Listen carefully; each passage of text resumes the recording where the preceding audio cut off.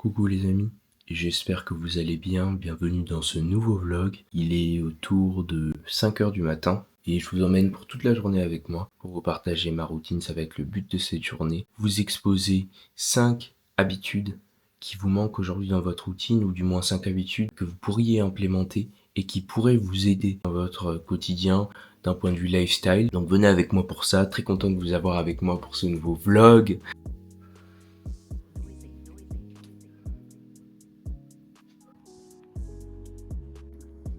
On est dehors et on commence les premiers pas de la journée. Ce qui va être vraiment crucial pour moi le matin, ça va être de commencer fort. J'ai mon drink, mon hydratation que j'ai préparé hier, que je bois lorsque je sors. Je fais toujours le même circuit. C'est un circuit que je peux faire varier entre 5 et 15 minutes. Là, j'ai fait la version courte et ça me permet de lancer ma journée.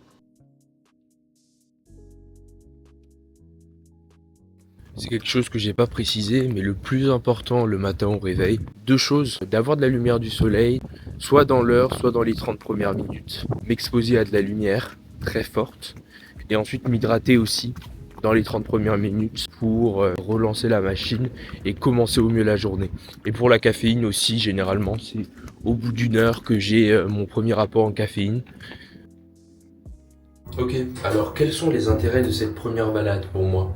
Principalement lancer la digestion, pouvoir m'hydrater. Je sais que j'ai moins de résistance à boire quand je marche, généralement ça me permet de boire plus facilement. Et ensuite parce que j'aime beaucoup sortir, le fait d'avoir des pas en extérieur, je trouve ça quand même plus agréable. Quand je sors, tu remarqueras qu'il fait noir, donc j'ai pas beaucoup de lumière. Ceci dit, les études ont démontré qu'être exposé à de la lumière dans les 30 ou 45 premières minutes d'éveil a des bienfaits absolument gigantesques. De la même façon que le soir, il faut réduire la lumière, à l'éveil, c'est très important de s'exposer à de la lumière très très vive. Ok les gars, la deuxième étape de la matinée pour la commencer fort, c'est l'exposition à la lumière du soleil. Donc pour ça, je vais utiliser une source de lumière exogène à laquelle je vais m'exposer relativement proche pendant 1h30 à 2h. Donc ce que je vais faire ici, c'est tout simplement manger mon premier repas et lancer la journée avec un peu de travail, un peu de steps, ce qui est vraiment pratique quand il fait très sombre dehors et il n'y a pas suffisamment de lumière pour en sortant avoir les bienfaits de l'exposition au soleil. Et je sais que ça pourra sembler trivial à certains, mais tu l'auras compris, pour moi, le plus important le matin au réveil, c'est véritablement de débuter fort. Et par là, j'entends mettre en place les actions que tu dois mettre en place, mais de manière efficace et de manière déterminée, avec la même intention que pendant ton training. Pour moi, ça veut dire les trois choses que je t'ai montrées: l'hydratation, l'exposition à la lumière du soleil et une notion de dépense, donc avec des steps ou avec un peu de tapis, dès le matin, dès le réveil. On en vient maintenant les amis à la deuxième habitude de ce jour que j'aimerais te partager, que tu ne fais probablement pas, c'est d'avoir une pratique de gratitude. Donc soit de tenir un journal intime dans lequel tu reviens sur une journée passée, tu annotes par exemple ce dont tu es reconnaissant, ce pourquoi tu es heureux, ce pourquoi tu aimerais t'améliorer. J'essaye de le faire tous les jours, mais je vous avoue que bon, il y a des jours où j'ai pas le temps. Et le fait de le faire plus souvent, ça me permet le matin de prendre du recul sur la façon dont je fais les choses. Et donc ce serait ce que je te recommande. Je viens d'enregistrer un nouvel épisode du journal d'un bodybuilder juste à l'instant. Maintenant, ce que je vais faire, c'est que je vais manger mon premier repas composé de crème de riz, de whey et d'une source de fruits. Troisième habitude à mettre en place, qui touche cette fois davantage à l'organisation générale, c'est celle de ne pas être en retard. Avoir des horaires clés pour prendre ses repas, par exemple 6h, 9h, midi, et s'y tenir. Dans la mesure du possible, je pense qu'il est aussi intéressant de faire rentrer la majorité de ses repas et de ses calories le matin. Avoir un repas à 6h, avoir un repas à 8h, avoir un repas à midi, un repas à 16h. De sorte que le soir, il y a un peu moins de calories à consommer, donc moins de digestion, plus facile ensuite de se mettre dans le mood pour dormir. Et vous verrez que je prends vraiment le temps de manger, de me poser, de regarder une vidéo, parce qu'à côté, lorsque je mange pas, je taffe et j'essaie d'être efficace dans les tâches que j'exécute. Donc ça a aussi du bon de commencer fort, ça permet de se reposer à des moments pendant la journée. Mais troisième conseil, voilà, ne sois pas en retard, fais les choses en temps et en heure. On arrive à l'un des meilleurs moments de la journée. J'essaie toujours de prendre un moment pour le matin et le soir mettre un vlog. Donc là, ça va être le vlog de Stéphane Matala. Ma diète en sèche, super, un full day of eating. Vraiment, c'est C'est le banger absolu. J'ai préparé le premier repas. Je vais m'asseoir là. Et en même temps, je vais regarder Stéphane. Je vous dis pas à quel point c'est gauté de faire ça. C'est absolument gauté. Fortement. Test en direct de la crème de riz. Si vous avez jamais testé le fait de manger en regardant quelqu'un manger, essayez. C'est incroyable. Là, on est bon. J'ai déjà mangé mon deuxième repas. Et donc là, je vais attaquer mon troisième repas. Jusque-là, j'étais juste sur mon tapis de marche. Et j'ai fait uniquement travailler. Voilà, j'ai travaillé dans la matinée. Il est un peu plus tard que prévu là. Donc je vais aller m'entraîner. Mais bon, il est pas trop tard. Il est autour de 13h. Je finirai bien avant la soirée. Et ça me permettra ce soir d'être tranquillou doudou. De pas m'endormir totalement fucked. Ce que j'essaye d'éviter en ce moment. Mais avant, je vais manger le repas suivant. Un repas très simple, composé de 400 ml de lait, 100 g de céréales, 20 g de noix de cajou. Et avec ça, je vais manger 2 kiwis. Donc ce repas va être très rapidement digéré. Bien entendu. Et ensuite, il va me permettre d'attaquer la séance avec quelque chose dans le ventre. J'ai mis un petit vlog d'Arthur Games. Voilà. J'empoigne mes 2 kiwis.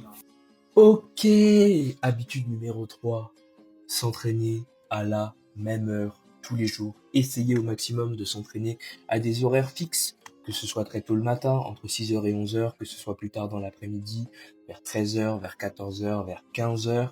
De fait, les études montrent aussi que de ce côté-là, le fait de s'entraîner à la même heure permet d'avoir un rythme et permet même d'être plus performant ensuite lors des trainings. Et il y a cet effet un peu spécial que un peu avant l'entraînement, le corps est quasiment prêt à s'entraîner à nouveau. Donc voilà, je sors pas de mon cul, c'est prouvé. Lié un petit peu à ce conseil, il y aurait peut-être l'idée aussi de pas s'entraîner trop tard, parce qu'un entraînement trop tardif, on l'a vu, ça perturbe le sommeil. Or, on veut dormir au mieux, on veut être le mieux possible dans notre journée, dans notre peau au quotidien, donc on s'entraîne pas trop tard, si possible. Voilà, 4e habitude par rapport au training, le placer à un endroit stratégique et toujours au même endroit si possible. Pour le reste, on a entraîné push à l'occasion d'une excellentissime séance, vraiment très fun d'entraîner push à Basic Fit. Qu'est-ce que j'ai dit? J'ai dit n'importe quoi. On n'a pas entraîné push, on a entraîné upper.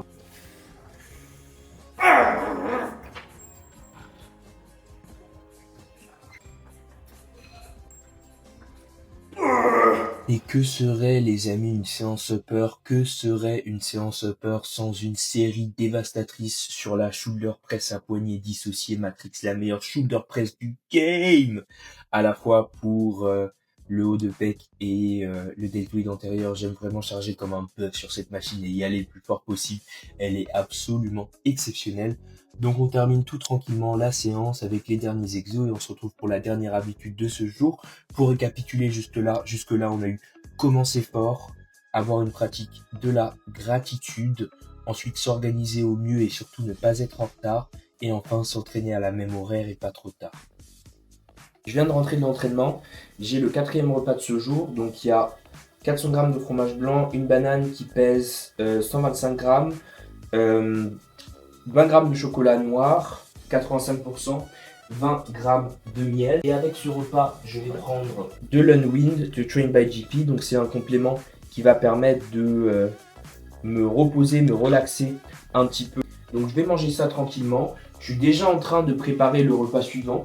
Let's go avec le dernier repas et la routine du soir pour aller dormir. Et justement, on en vient donc à la dernière habitude de cette vidéo, qui n'est pas forcément celle d'avoir une routine du soir, même si je pense que c'est important de mettre en place certaines actions le soir. J'aurais toujours plutôt tendance à avoir une routine très méticuleuse avec des actions précises le matin pour commencer fort. Étant donné que le soir, j'ai vraiment la volonté de ralentir, je dirais que le plus crucial pour moi, c'est de me laisser du temps. Le maître mot pour moi, c'est vraiment de me laisser le temps. Et ce serait la dernière habitude de cette journée. Pas tant avoir une habitude que dégager du temps pour dormir et pour se donner suffisamment de temps pour se préparer à dormir. J'ai fait 2-3 trucs, j'ai pris ma douche, j'ai fait un petit peu de vaisselle. On est sur le dernier repas de ce jour, donc je vais me poser comme précédemment. Vous avez donc vu les différentes habitudes que je mets en place. Là on est dans la soirée, donc je vais petit à petit rentrer dans ma routine du soir. Il est relativement tard déjà. Donc ce que je vais faire, c'est que je vais manger. Ensuite, je vais cool down, me reposer, faire un petit peu de vaisselle, faire un peu de rangement. Et quand j'aurai terminé ça, je vais prendre le temps de travailler un peu et de faire une to-do list pour demain. Et comme ma to-do list pour demain sera carrée, bah, je vais petit à petit prendre le chemin du dodo. En définitive, je trouve que la ressource qui est vraiment la plus importante et celle sur laquelle tu dois vraiment centrer tes habitudes, c'est le temps. Parce que c'est le temps qui va dicter en fait la vitesse à laquelle tu vas progresser. Ta pratique du bodybuilding s'inscrit dans le temps et donc c'est vraiment important d'avoir une gestion du temps en fait qui est intelligente et qui est adaptée à tes objectifs. Là, par exemple, pour le sommeil, une dernière astuce, ça pourrait être de se dégager simplement suffisamment de temps. Autant la routine pour le sommeil y est pas, bien sûr elle est importante, autant se dégager suffisamment de temps pour dormir est crucial. Et j'écoutais un podcast à ce sujet sur le fait que le fait de dormir, en fait, c'est l'un des marqueurs sociaux aujourd'hui les plus importants. Parce que les gens qui peuvent dormir, c'est des gens qui ont les moyens de dormir et c'est des gens qui se donnent les moyens de dormir. Je trouve ça incroyable de se dire que dormir, c'est une richesse aujourd'hui. Et donc, par exemple, voilà, se dégager 8 heures, 8h30 pour dormir.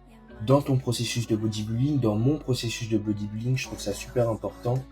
N'hésite pas à appliquer les habitudes que je viens de te partager. Je te fais des gros bisous. Gère ton temps au mieux. Kiffe ton processus et kiffe ton bodybuilding. A plus, c'était LMF. Ciao, on se retrouve très bientôt.